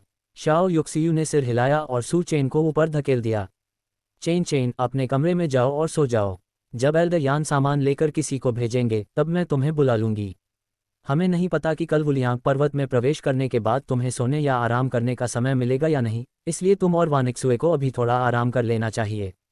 ठीक है, पापा के वापस आने पर मुझे फ़ोन कर देना। अब उसे पल भर में नींद आ जाती थी, जहां 3 घंटे की नींद एक सामान्य व्यक्ति के लिए 8 घंटे की नींद के बराबर होती थी। कुआं। सू चेन को अलविदा कहने के बाद जियाओ युक्सियू छात्रावास लौट आया, बिस्तर पर बैठ गया और अपने फ़ोन को देखने लगा। उसके चेहरे पर चिंता स्पष्ट रूप से दिखाई दे रही थी। उस समय सू ये वुलियांग पर्वत श्रृंखला से थोड़ी ही दूरी पर एक स्थान पर था। उसने कोहरे से घिरे निषिद्ध क्षेत्र को देखा और यान झेंगजुन द्वारा 2 घंटे पहले कहे गए शब्द उसके दिमाग में फिर से उभर आए। उन्होंने कहा कि कल सुबह 8 बजे से बिग 5 सुपरफैमिलीज वुलियांग पर्वत श्रृंखला को घेर लेंगी और राष्ट्रीय प्रतियोगिता समाप्त होने तक किसी को भी प्रवेश करने की अनुमति नहीं देंगी। और दर्शकों में से चुने गए प्रतिभागी का चयन यादृच्छिक रूप से किया गया था। ड्रैगन की भूमि के लिए कम से कम 1000 दर्शकों की आवश्यकता थी और यान झेंगजुन ने भी ग्रैंड मास्टर के चुने जाने की संभावना को बढ़ाने के लिए इसे 1000 लोगों तक सीमित रखने की योजना बनाई थी। इसका मतलब यह था कि उसके चुने जाने की संभावना 1000 में 1 थी। ये बहुत पतला था। अगर यह प्रतियोगिता वुलियांग पर्वत श्रृंखला में आयोजित नहीं हो रही होती तो मुझे इतनी जल्दी नहीं होती, लेकिन ये प्रतियोगिता वुलियांग पर्वत श्रृंखला में हुई। उनके पिता और पुत्र दोनों वुलियांग पर्वत श्रृंखला में थे। अगर उनका चयन जनता में से नहीं हुआ होता तो क्या होता? तब तो वे केवल किनारे खड़े होकर अपने बेटे को वुलियांग पर्वत श्रृंखला के अंदर लड़ते हुए देख पाते और उसकी मदद करने में असमर्थ होते। डिंग, उसका फोन बज उठा। सू ये ने अपना फोन निकाला। ये शियाओ युक्सियू का एक टेक्स्ट मैसेज था। शाओ युक्सियू, बूढ़े सू चेन ने शिखर ग्रैंड मास्टर का पद प्राप्त कर लिया है और वानिक्सयू ने भी नौसिखिया ग्रैंड मास्टर का पद प्राप्त कर लिया है। ड्रैगन की भूमि से 2 प्रतिभागी चेन और वानिक्सयू हैं। अभी आप कहाँ हैं? हमने सभी सामान तैयार कर लिया है। चेन के पास भंडारण स्थान है और वह जरूरत का सारा सामान ला सकती है। ये संदेश देखने के बाद कृपया जल्द ही वापस आएं।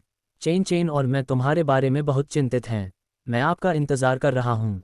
इन संदेशों को देखकर सूये को कुछ राहत मिली, लेकिन उनके बेटे का सुप्रीम ग्रैंड मास्टर के पद तक पहुंचना अभी भी खतरनाक था। मुख्य समस्या ये थी कि उनके बेटे को युद्ध का बहुत कम अनुभव था और उसने बाहरी राज्य में कभी लड़ाई नहीं लड़ी थी। मुझे बाह्य राज्य की स्थिति की जानकारी नहीं थी। हालांकि वानिक्सू एक पुलिस अधिकारी था और मिशन पर जाया करता था, लेकिन बाहरी साम्राज्य में यह उसका भी पहला अनुभव था। वह बाह्य राज्य की स्थिति से अपरिचित थी। अगर मैं उन्हें बाह्य राज्य में बरती जाने वाली सावधानियों के बारे में बता भी दूं, तो भी वे स्वयं अनुभव किए बिना केवल शब्दों से इसे समझ नहीं पाएंगे। इसके अलावा कुछ चीज़ों का कोई स्पष्टीकरण नहीं था। बाहरी साम्राज्य में वर्षों के युद्ध अनुभव के आधार पर ही यह अनुमान लगाया जा सकता था कि कौन सी दिशा खतरनाक है और कौन सी सुरक्षित है। वुलियांग पर्वत श्रृंखला बाह्य राज्य का सबसे रहस्यमय और खतरनाक स्थान था। सू ये ने अपना फोन उठाया, ऊपर देखा और एक बार फिर आसपास के कोहरे को निहारा। निर्णय लेते समय उसका चेहरा स्थिर था। उसने फोन उठाया और शियाओ युक्सियू को फोन किया। पत्नी, मैं वुलियांग पर्वत श्रृंखला के किनारे पर हूँ, प्रवेश करने की तैयारी कर रहा हूँ। जब जियाओ युक्सियू ने ये शब्द सुने तो उसकी सांसें लगभग रुक गईं। काफी देर रुकने के बाद उन्होंने धीमी आवाज में कहा, क्या आपने इस बारे में अच्छी तरह सोच लिया है? हाँ, ठीक है, मुझे पता था कि मैं उसे रोक नहीं सकता। अपना ख्याल रखना, कुआं, सुरक्षित और स्वस्थ लौट आओ। कुआं, इसकी एक तस्वीर खींचकर मुझे भेज दो।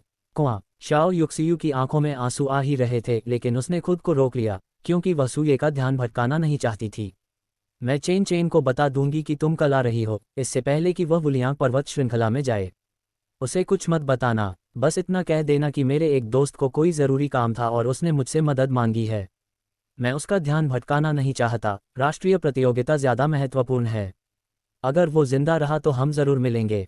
क्या तुम्हें अभी जाना ही है? क्या तुम कल सार्वजनिक ड्रॉ के बाद फैसला करने तक इंतजार नहीं कर सकते? अगर तुम जीत गए तो तब तुम और चेन चेन एक साथ जा सकते हो और तुम तीनों एक दूसरे का ख्याल रख सकते हो, शियाओ युक्सियू ने खुद को रोक न पाने के कारण कहा। सू येले डिजो ए जियो युक्सियू। उन्होंने यान झेंगजुन से वुलियांग पर्वत श्रृंखला को सील करने और इसके संभावित परिणामों के बारे में क्या सीखा।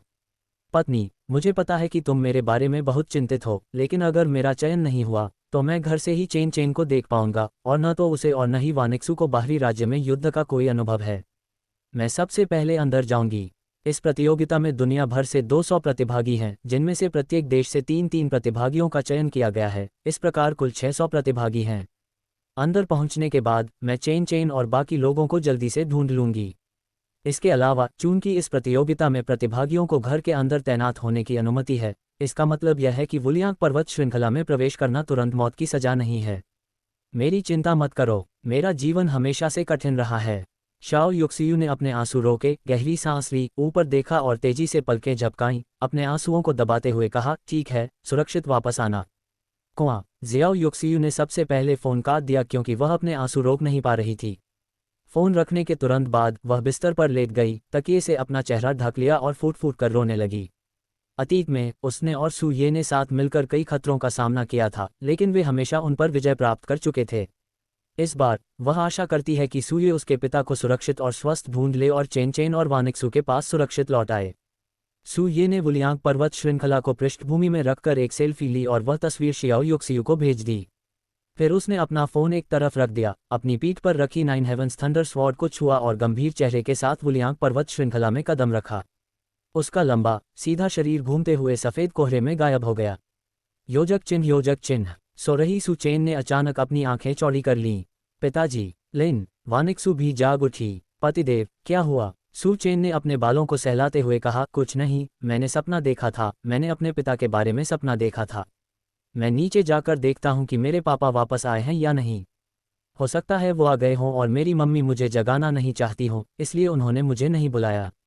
वापस सोने जाओ। अध्याय 587। आधिकारिक कार्यकुशलता तेज है, सब कुछ तैयार है। मुझे अब नींद नहीं आ रही, मैं तुम्हारे साथ चलूंगा। शाम के सिर्फ 6 बजे थे।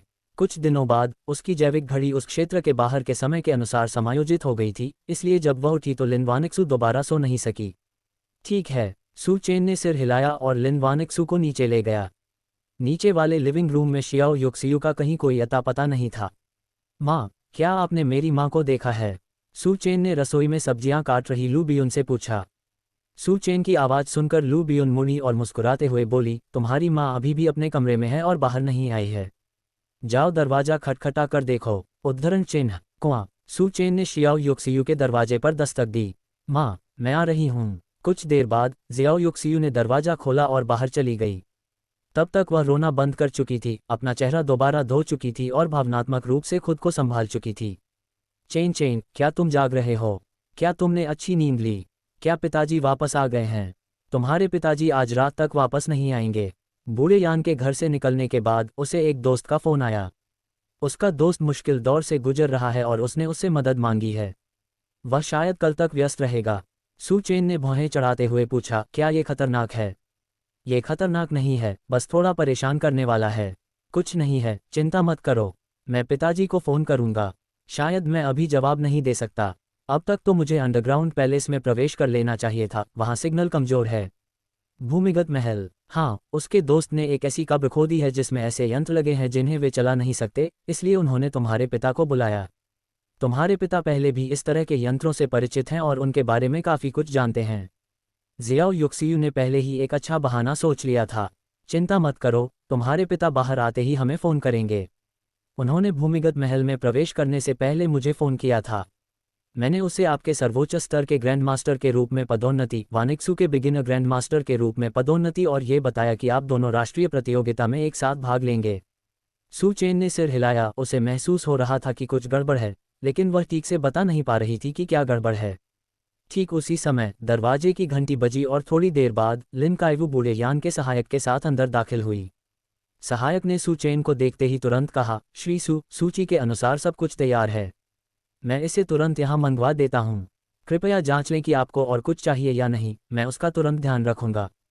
क्योंकि सहायक जोर से और आक्रामक ढंग से बोल रही थी, इसलिए ऊपर मौजूद सू जिहान और उसकी 5 बहनों ने भी शोर सुना और एक एक करके नीचे भागीं। क्या यहाँ सब कुछ ठीक है? बहुत बढ़िया पिताजी, चलिए सामान की जांच कर लेते हैं। शाओ युक्सियू ने मुस्कुराते हुए कहा, सरकारी कामकाज की गति वाकई बहुत तेज है। सब कुछ बहुत जल्दी सुलझ गया। चलिए सामान की जांच करते हैं, पहले हमें इन्वेंट्री करनी होगी। सू चेन ने इस बात को और अधिक महत्व नहीं दिया और सामान की जांच करने के लिए सिर हिलाया। उसी समय सामान ढोने वाले एक एक करके बक्से अंदर ला रहे थे। संयोगवश वू शेंगिंग भी कुछ सामान लेकर वहां पहुंच गया। आंगन इतना बड़ा था कि सारा सामान वहां आसानी से रखा जा सके। 8 रत्नों में से 2 मुर्गियों को ऐसा लग रहा था कि उन्हें पता है कि कुछ महत्वपूर्ण घट रहा है। उन्होंने कोई परेशानी नहीं खड़ी की, चुपचाप एक कोने में बैठी रहीं, कभी कभी अनाज को चोंच मारती रहीं और सू चेन के समूह को देखती रहीं। जियाओ युक्सियू और क्यू क्याओहुई को लेखों की समीक्षा करने का कार्य सौंपा गया था। लू बियून भी मदद करना चाहती थी, लेकिन उसका खाना अभी पूरा नहीं हुआ था, इसलिए वह रसोई में ही रुक गई। उस रात का खाना बहुत महत्वपूर्ण था और उसे इसे उत्तम और विविधतापूर्ण तरीके से तैयार करना था। रसोई की खिड़की सामने के आंगन की ओर खुलती थी, इसलिए सामग्री धोते, काटते और भूनते समय वह शियाओ युक्सियू और आंगन में मौजूद अन्य लोगों से संवाद कर सकती थी।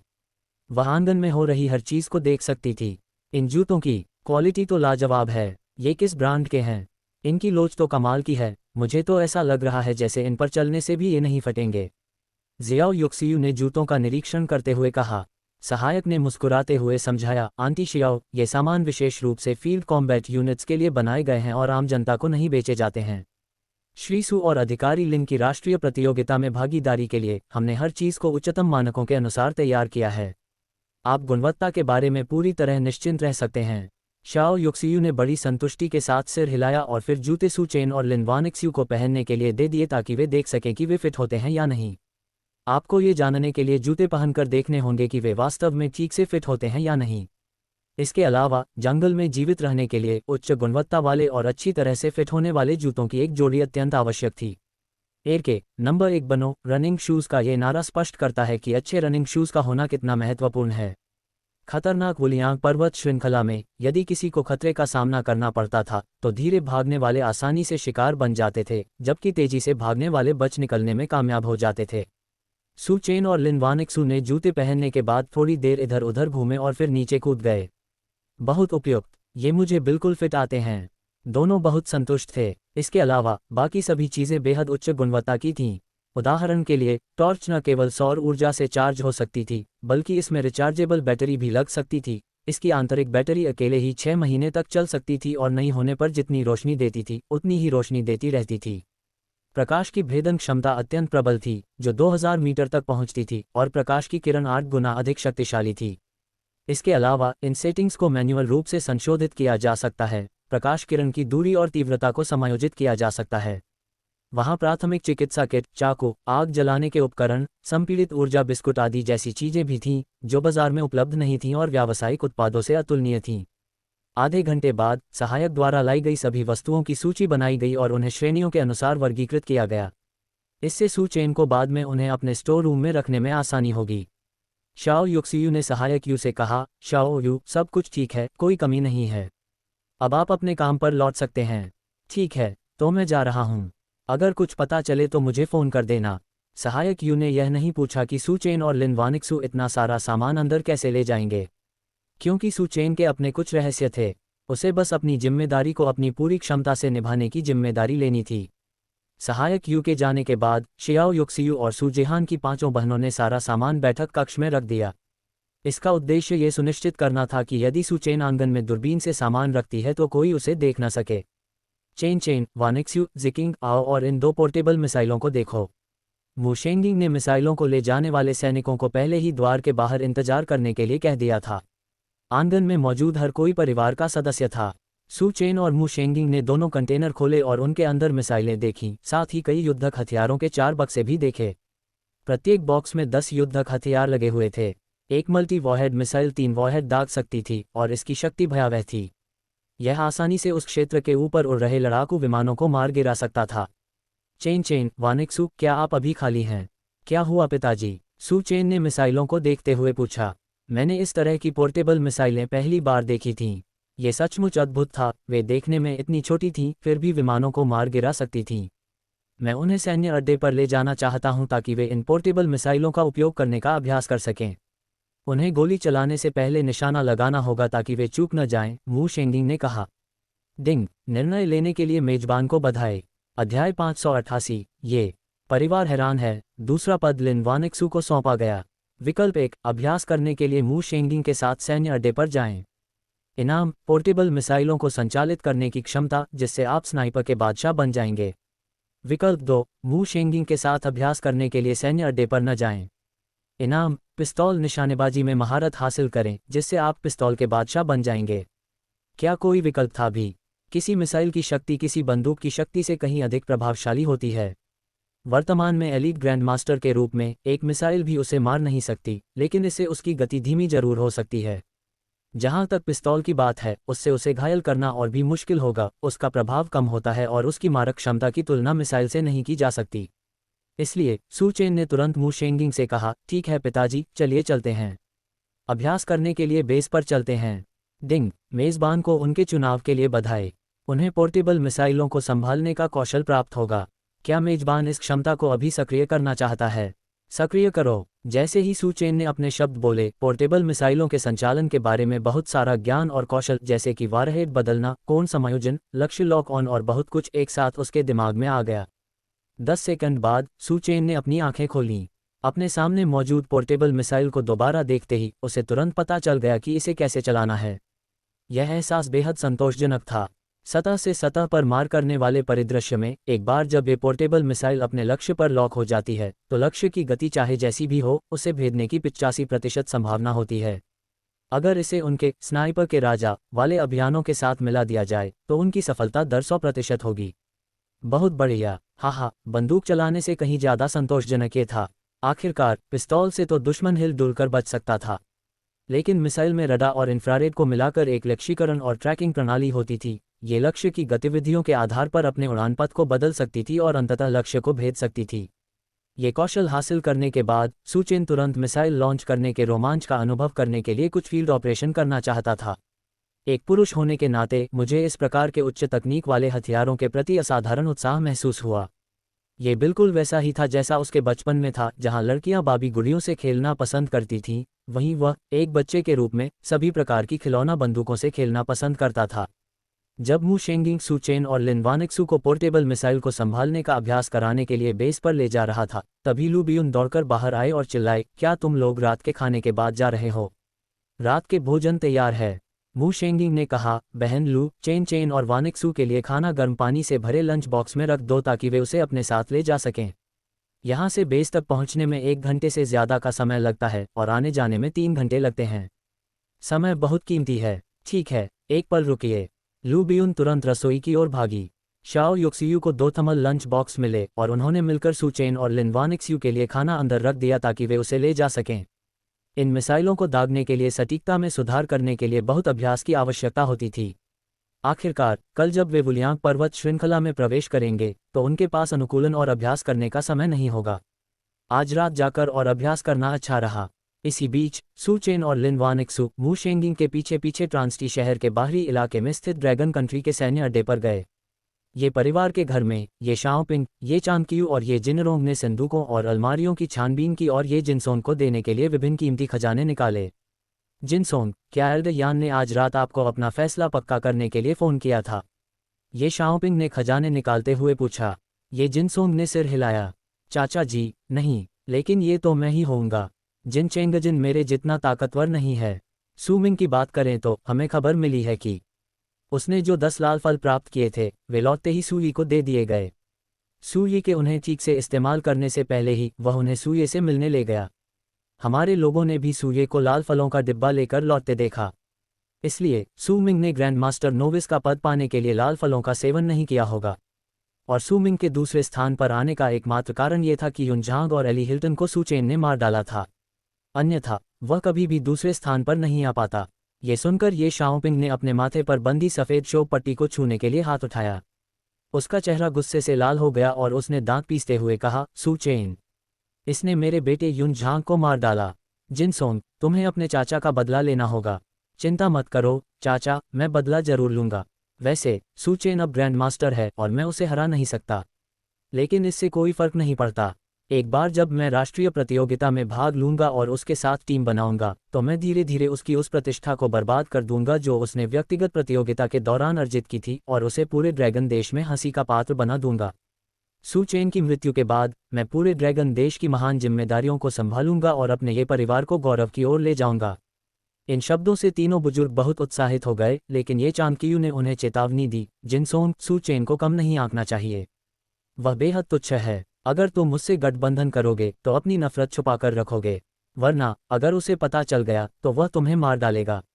दूसरे चाचा जी, चिंता मत कीजिए, मुझे याद रहेगा। ठीक है, मैं आज रात यान झेंगजुन को ढूंढने जाऊंगा और आपकी शिफ्ट को अंतिम रूप देने की कोशिश करूंगा। कहीं ऐसा न हो कि बहुत देर हो जाने पर चीजें बदल जाएं, ये चाणक्य ने कहा। इतना कहकर ये चाणक्य ये जिनरोंग के साथ जाने की तैयारी करने लगा। जैसे ही दोनों दरवाजे से बाहर निकलने वाले थे, ये चाणक्य के फोन की घंटी बजी।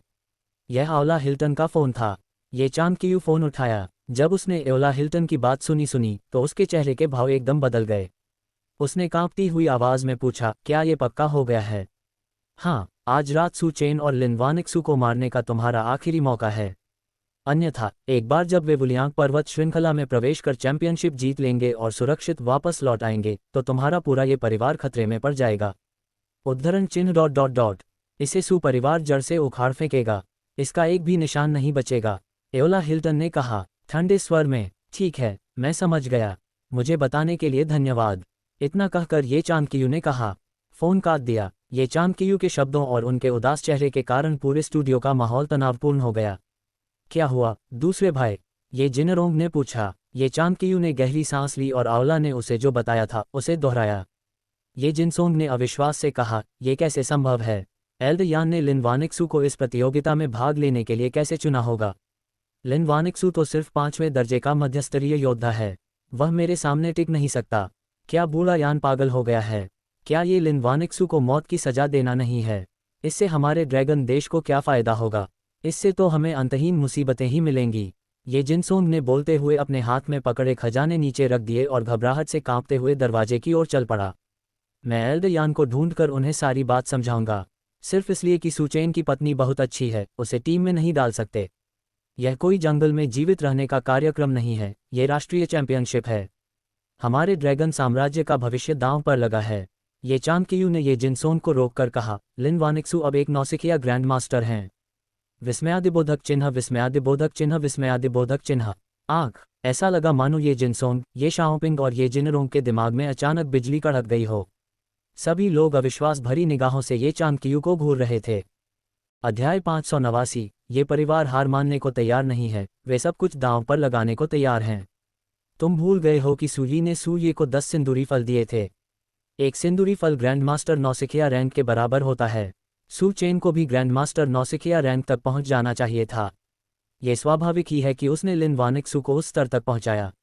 आखिर दूसरों के साथ गठबंधन करने की तुलना में उनके लिए एक साथ प्रतिस्पर्धा करना अधिक सुरक्षित और भरोसेमंद है। उस क्षण निराश होने के बजाय ये चाणक्य का शरीर तीव्र रक्त पिपासा से भर गया। इसके बाद ये चाणक्य ने ये शाओपिंग और अन्य लोगों के साथ महत्वपूर्ण पारिवारिक मामलों पर चर्चा शुरू की। ये चाणक्य का विचार सुनकर ये शाओपिंग दंग रह गई। नहीं, ये बहुत जोखिम भरा है। ये जिनरोंग ने भी विरोध में भौहें चढ़ाते हुए कहा, अधिकारियों ने सूचेन और लिन वानिक्सू की संलिप्तता की पुष्टि कर दी है। अगर हम इस नाजुक समय में उन्हें मार देते हैं तो इससे हमें कोई फायदा नहीं होगा। वे हिल्टन परिवार और महान ईगल की भूमि पर बहुत बड़ा उपकार करेंगे। इसके अलावा आजकल सूचना प्रौद्योगिकी इतनी उन्नत है कि ऐसी कोई बात नहीं है जिसका पता न लगाया जा सके। एक बार इसका पता चल गया तो हमारे ये परिवार का ड्रैगन की भूमि में कोई स्थान नहीं रहेगा। ये जिनसोंग ने भी भौहें चढ़ा ली, उन्हें लगा कि यह योजना अनुचित है। ये चाणक्य ने गुस्से से कहा, क्या बकवास है, तुम्हें क्या लगता है कि कितना समय हो गया है? ये राष्ट्रीय प्रतियोगिता देश के लिए और प्रतिभागियों के लिए भी एक बड़ा अवसर है। अगर सू चेन और लिन वानिक्सू वुलियांग पर्वत श्रृंखला से जिंदा बाहर निकल आते हैं या चैंपियन भी बन जाते हैं तो तुम्हें क्या लगता है कि वे सबसे पहले किसे बाहर करेंगे? इसके बारे में सोचने की कोई ज़रूरत नहीं है, वे निस्संदेह हमारे ये परिवार का हिस्सा होंगे। वे हमेशा से जानते थे कि हमारा ये परिवार हिल्टन परिवार के साथ मिलकर सू चेन और सू ये को मारने की साजिश रच रहा था, वरना सू चेन सीधे ये युनझांग को कैसे मार सकता था? ये हमारे लिए एक चेतावनी थी। इसके अलावा जब तक हम इसे गुप्त रखेंगे, सू चेन और लिन वानिक्सू की मौत के बाद एल्डर यान और अन्य लोगों के पास ये पता लगाने के लिए कोई अतिरिक्त समय नहीं होगा कि उनकी हत्या किसने की। उनका सबसे महत्वपूर्ण काम प्रतिभागियों का पुनः चयन करना होगा और फिर हम जिनसोंग को कमान सौंप देंगे। एक बार जिनसोंग युद्ध के मैदान में उतर जाए तो भले ही बाद में एल्डर यान को पता चल जाए कि हमने सू चेन और लिन वानिक्सू को मार डाला है, उन्हें इसका सामना करना ही पड़ेगा, क्योंकि जिनसोंग प्रतियोगिता में पूरे ड्रैगन देश का प्रतिनिधित्व करेगा। अगर वे हमारे ये परिवार पर हमला भी करना चाहें तो उन्हें जिनसोंग को ध्यान में रखना ही होगा। ये चाणक्य के बोलने के बाद अध्ययन कक्ष में सन्नाटा छा गया। ये शाओपिंग ने सबसे पहले बोलते हुए पूछा, जिनसोंग, क्या तुम्हें पता है कि सू चेन को व्यक्तिगत प्रतियोगिता जीतने पर क्या इनाम मिला? क्या वह पहले ही ग्रैंड मास्टर स्तर को पार कर चुका है? ये जिनसोंग ने कहा, आज दोपहर जब मैंने सू चेन को देखा तो वह अभी भी छठी कक्षा के प्रारंभिक चरण में था। उसने यह नहीं बताया कि चैंपियन को क्या पुरस्कार मिलेगा, बस एक वाक्य कहा, पुरस्कार अविश्वसनीय है, ग्रैंड मास्टर्स की अंतहीन आपूर्ति। हालांकि ये जिनसोंग को उस समय लगा कि सू चेन शेखी बघार रहा है, लेकिन अब जब वे सू चेन और लिन वानिक्सू को मारने जा रहे थे तो उन्हें एक सफल हमले को सुनिश्चित करने के लिए सबसे खराब संभावित परिदृश्य के बारे में सोचना पड़ा। ये सुनकर ये चाणक्य और बाकी तीनों की सांसें थम गईं। जैसा कि उम्मीद थी, व्यक्तिगत प्रतियोगिता के विजेता के लिए पुरस्कार वाकई शानदार था, ग्रैंड मास्टर्स की अंतहीन आपूर्ति। अगर उनके ये परिवार को यह चैंपियन का पुरस्कार मिल जाता तो उनका ये परिवार जिनसोंग निश्चित रूप से इस राष्ट्रीय प्रतियोगिता में भाग ले पाता। इसमें कोई शक नहीं कि एक गलत कदम बाकी सभी कदमों को विफल कर सकता है। ये हत्या का प्रयास फिर से विफल नहीं होना चाहिए। अंततः ये शाओपिंग और अन्य लोग सू चेन और लिन वानिक्सू की हत्या करने के ये चाणक्य के विचार से सहमत हो गए। ये जिनरोंग ने अंत में पूछा, क्या हमें पहले पिताजी को फ़ोन करके उनसे पूछना चाहिए? इसकी कोई ज़रूरत नहीं है, मेरे पिता तो बिल्कुल भी इसका समर्थन नहीं करेंगे। ये चाणक्य ने बिना सोचे समझे जवाब दिया। ये शाओपिंग ने भी सिर हिलाया। पिताजी को हमारा ऐसा करना पसंद नहीं आएगा, पहले हम काम करके दिखाएंगे फिर आपको बताएंगे। ठीक है, आंवला ने संदेश भेजा है, सू चेन और लिन वानिक्सू मू शेंगिंग की कार में सैन्य अड्डे की ओर जा रहे हैं। हम उन्हें अभी रोकेंगे। कबीले के कुछ अनुभवी लोगों को बुलाओ जो शिखर के ग्रैंड मास्टर नहीं हैं, उनके बारे में चिंता मत करो। पहले अफवाहें थीं कि सू चेन ने एक उच्च स्तरीय ग्रैंड मास्टर की हत्या कर दी है, ये चाणक्य ने कहा। अच्छा, यह मामला हमारे ये परिवार की सफलता या विफलता से जुड़ा है। हमें सू चेन और लिन वानिक्सू को मारना ही होगा, चाहे इसके लिए हमें अपनी जान जोखिम में डालनी पड़े। आंवला ने घोषणा की है कि वह हमारी सहायता के लिए 10 शिखर ग्रैंड मास्टर्स भेजेगी। उसी क्षण ये चाणक्य ने अपना फ़ोन कसकर पकड़ लिया, उसकी आंखों में जीत का तीव्र भाव झलक रहा था। हम अपने पक्ष में 6 शिखर ग्रैंड मास्टर्स को इकट्ठा कर सकते हैं। आंवला द्वारा भेजे गए 10 शिखर ग्रैंड मास्टर्स को मिलाकर कुल 16 हो जाते हैं। इस बार हम निश्चित रूप से सू चेन और लिन वानिक्सू को रोकेंगे और मार डालेंगे। भले ही एल्डर यान ने गुप्त रूप से उनकी रक्षा के लिए शिखर ग्रैंड मास्टर्स भेजे हों, वे हमें रोक नहीं पाएंगे। चलो चलते हैं। सबसे पहले हमें अपना वेश बदलना होगा ताकि लोग हमें ये परिवार के सदस्यों के रूप में न पहचान सकें। ये सुनकर ये शाओपिंग और ये जिनरोंग गुस्से से आग बबूला हो गए। खासकर ये शाओपिंग, जो अपने बेटे की मौत के लिए सू चेन से द्वेष रखता था, उसे तुरंत जान से मारने के लिए बेताब था। हालांकि ये जिनसोंग को यह तरीका बहुत आक्रामक लगा, लेकिन उन्होंने इस बारे में ज़्यादा कुछ नहीं कहा क्योंकि यह इस बात का सवाल था कि क्या वह राष्ट्रीय प्रतियोगिता में भाग ले सकते हैं या नहीं। योजक चिन्ह। सैन्य अड्डे पर पहुंचते ही सू चेन और लिन वानिक्सू सीधे मिसाइल कंपनी में चले गए। मू शेंगिंग ने प्रशिक्षण सामग्री पहले ही तैयार कर ली थी। सबसे पहले उन्होंने सू चेन और लिन वानिक्सू को पोर्टेबल मिसाइल का उपयोग करना सिखाया और एक मिसाइल दागी। फिर उसने सू चेन को पहले इसका उपयोग करना सिखाने की तैयारी की। सू चेन ने कहा, पिताजी, आपको मुझे सिखाने की जरूरत नहीं है। मुझे पहले से ही इसका इस्तेमाल करना आता है। क्या आप जानते हैं कि इसका इस्तेमाल कैसे करना है? वू शेंगिंग हैरान था। उसने इसे केवल एक बार ही दिखाया था और सू चेन और लिन वानिक्सू को पोर्टेबल मिसाइल की विशिष्ट संचालन प्रक्रियाएं अभी तक नहीं समझाई थीं। सू चेन ने सिर हिलाया, एक बार में तैनात होने वाली मिसाइल को उठाया, वारहेड को असेंबल करना शुरू किया और हथियार को अपने कंधे पर टांग लिया। कंधे से दागी जाने वाली यह पोर्टेबल सतह से हवा में मार करने वाली मिसाइल का वजन 20 किलोग्राम था। अगर कोई आम आदमी इसे अपने कंधे पर उठाने की कोशिश करे तो शायद वह इसे उठा भी ना पाए। स्थिर। हालांकि सू चेन के लिए, जो पहले से ही एक कुलीन ग्रैंड मास्टर थे, इससे कोई समस्या नहीं थी। वह उसे बिल्कुल स्थिर पकड़े हुए था, बिना किसी झिझक के। अगर अभी उसके ऊपर एक सोयाबीन भी रख दिया जाए तो भी वह नहीं गिरेगा। स्थिरता किसी भी गनर के लिए सबसे बुनियादी आवश्यकता है। यदि स्थिरता भी हासिल न हो पाए तो असली गोलियों से लक्ष्य को भेदना बहुत मुश्किल हो जाता है। मिसाइल को कंधे पर रखने के बाद सू चेन ने वू शेंगिंग द्वारा आकाश में लॉन्च किए गए चमकते ड्रोन पर निशाना साधा, मापदंडों को समायोजित किया और लक्ष्य पर लॉक कर दिया। महज एक बटन दबाते ही मिसाइल लॉन्च हो गई। मिसाइल की पूंछ से चिंगारी निकली और आसमान में अपने लक्ष्य की ओर बढ़ते हुए धुएं का एक लंबा गुबार उठता चला गया। उसने एक ही झटके में लक्ष्य पर प्रहार किया और आसमान असाधारण चमक के साथ आतिशबाजी की तरह जगमगा उठा। लिन वानिक्सू ने सुखद आश्चर्य के साथ कहा, पतिदेव, आप कमाल के हैं। आपने कर दिखाया। वू शेंगिंग भी बेहद हैरान था।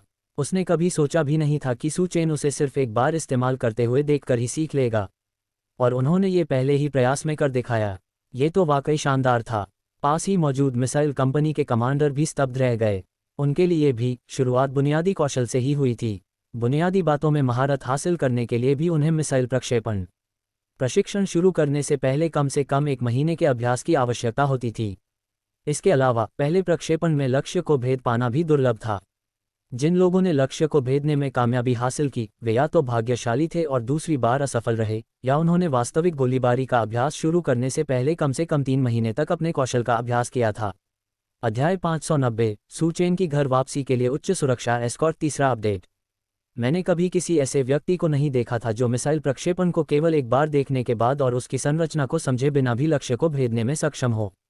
ये तो वाकई अद्भुत था। उन्होंने सचमुच एक अजेय शक्ति के रूप में अपनी प्रतिष्ठा को साकार किया और ग्लोबल हीरोज कॉन्टेस्ट की व्यक्तिगत प्रतियोगिता जीत ली। वह बिल्कुल अलग था। चेन, एक और फेंको। वू शेंगिंग ने सू चेन को जारी रखने के लिए कहा।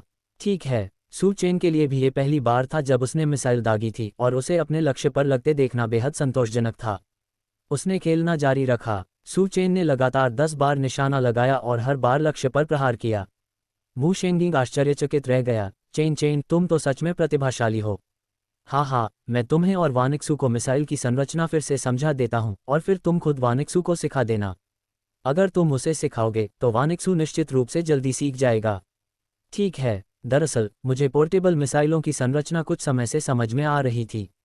हालांकि चूंकि वे प्रतिबंधित वस्तुएं थीं जो कभी बाजार में नहीं आती थीं, इसलिए अगर मैं ये दावा करता कि मुझे उनकी कार्यप्रणाली पता है तो उसे समझाना मुश्किल होता।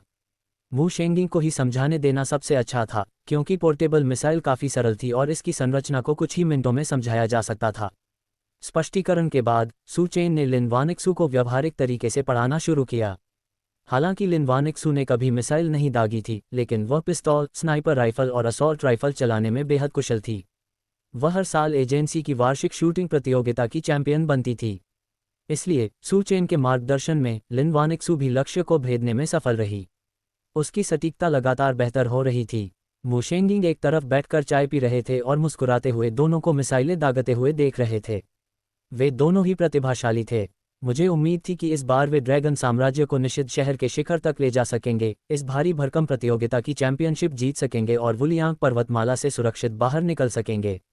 सैन्य अड्डे पर 1 घंटे से अधिक के प्रशिक्षण के बाद रात के 8 बज चुके थे और तब तक लिन वानिक्सू की सटीकता उस स्तर पर पहुंच चुकी थी कि वह हमेशा सही होती थी।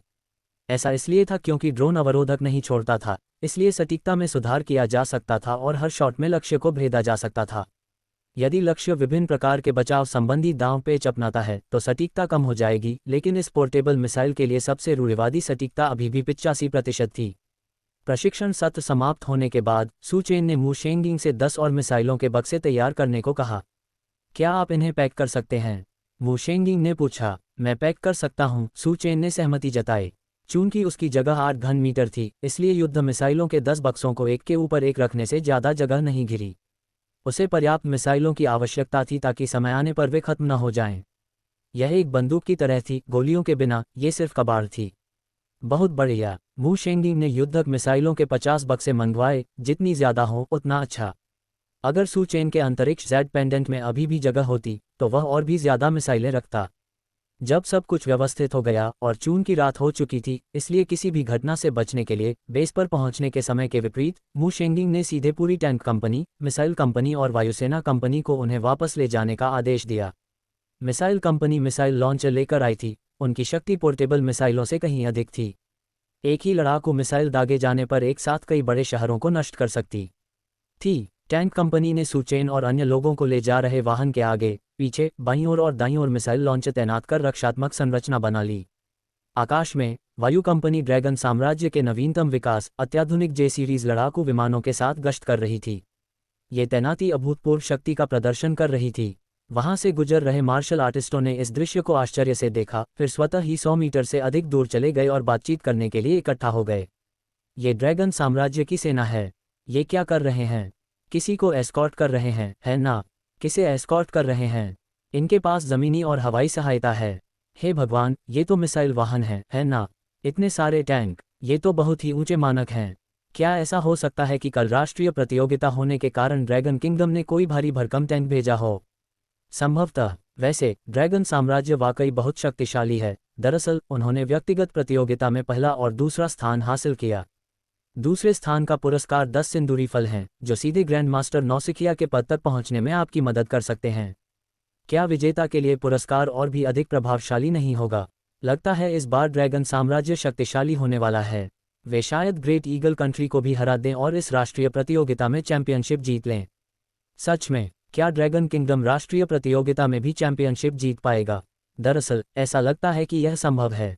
उपविजेता अकेले ही 10 ग्रैंड मास्टर नौसिखिए तैयार कर सकता है जो प्रतियोगिता में भाग ले सकते हैं, चैंपियन के पुरस्कार के अलावा। हे भगवान, महान ईगल देश शायद ड्रैगन किंगडम को हरा ना पाए। अगर ड्रैगन किंगडम राष्ट्रीय प्रतियोगिता जीत जाता है तो चैंपियन का पुरस्कार, ये तो बहुत ही भयानक होगा। क्या मैं अपनी राष्ट्रीयता बदल सकता हूँ?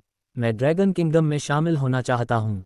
आज मैंने आव्रजन कार्यालय में फ़ोन करके पूछा और उन्होंने मुझे बताया कि वे फिलहाल राष्ट्रीयता परिवर्तन की प्रक्रिया नहीं कर रहे हैं। क्या? मेरे पिता ड्रैगन साम्राज्य से हैं, मेरी माँ ड्रैगन साम्राज्य से हैं। मेरी माँ ने मुझे महान ईगल देश में जन्म दिया, इसीलिए मैं महान ईगल देश का नागरिक हूँ। अब मैं 20 साल का हो गया हूँ, मैं वयस्क हूँ। क्या मैं अपनी ड्रैगन साम्राज्य की नागरिकता वापस नहीं पा सकता? मुझे नहीं पता, उन्हें फ़ोन करके पूछ लो। वैसे भी, चूंकि तुम ग्रेट ईगल कंट्री से हो, तो इतनी जल्दी क्या है? राष्ट्रीय प्रतियोगिता में ग्रेट ईगल कंट्री के किसी भी प्रतियोगी ने व्यक्तिगत प्रतियोगिता में भाग नहीं लिया। वे सभी रहस्यमय और शक्तिशाली हैं। अगर ड्रैगन किंगडम के सभी ग्रैंड मास्टर्स की संख्या भी जोड़ दी जाए तो भी वे ग्रेट ईगल कंट्री के एक परिवार के सदस्यों से अधिक नहीं होंगे। इसके अलावा उनके पास नवीनतम उन्नत जैविक तकनीकें हैं। इस राष्ट्रीय प्रतियोगिता के लिए ये कहा जा सकता है कि ड्रैगन किंगडम के पास ग्रेट ईगल कंट्री के साथ चैंपियनशिप के लिए प्रतिस्पर्धा करने की योग्यता है, लेकिन अंततः कौन जीतेगा ये प्रतियोगिता शुरू होने के बाद ही पता चलेगा। हाँ, बिल्कुल। तो अभी के लिए मैं अपनी राष्ट्रीयता नहीं बदलूंगा। अगर ग्रेट ईगल कंट्री जीतती है तो मैं ग्रेट ईगल कंट्री का नागरिक रहूंगा।